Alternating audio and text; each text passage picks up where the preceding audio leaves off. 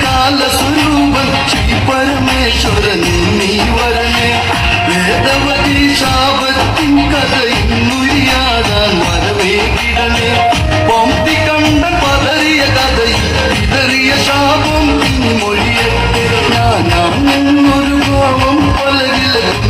തീരട്ടെ തകതൈതൈ ഞാനൊരു ഭാവം പലകില തീരട്ടെ തകതൈതൈ പാർവതി പതി ഇന്ന് തുണയാകട്ടെ തകതൈതൈ പാർവതി പതി ഇന്ന് തുണയാകട്ടെ തകതൈതൈ